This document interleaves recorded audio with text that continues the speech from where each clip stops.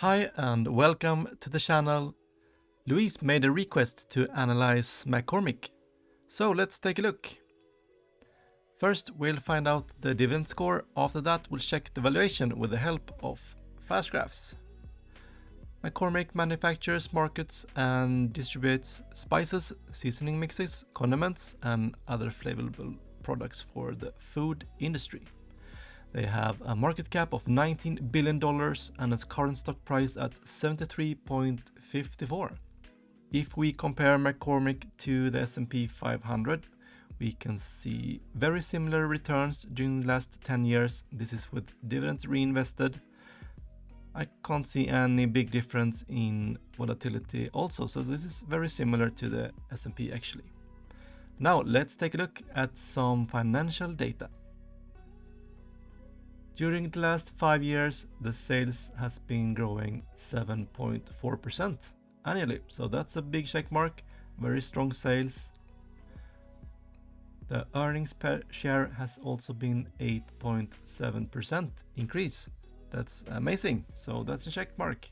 If we look forward though, the analyst expects a bit weaker earnings, 5.1%, so that's an X. The return on capital hasn't been tremendously bad, but 10.7%, and the threshold is 12, so that's an X here. And the debt compared to the free cash flow they are generating is a bit high at almost 12 years. Now some yield data. A dividend yield over 2%, just slightly, but a check mark. They are not buying back any shares, not at least the last year, so that's an X. A payout ratio about 55%, that's okay. And a dividend growth rate at 9.5%, not too bad. And not bad at all when you consider they have been raising their dividend for 35 years. And all in all, that's a score of 6 out of 10.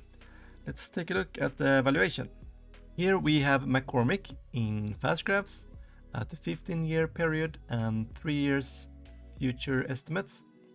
We can see the orange line, which is their earnings per share, is extremely stable. Even if we go max to 2001, we can actually see there hasn't been a single year where they have not been growing their earnings. So very impressive. Now for 2022, analyst expects an earnings drop though, but just temporarily. And we can see here the white line, which is the dividends, is also extremely reliable. And the earnings is not too bad, 7.5% annually earnings growth.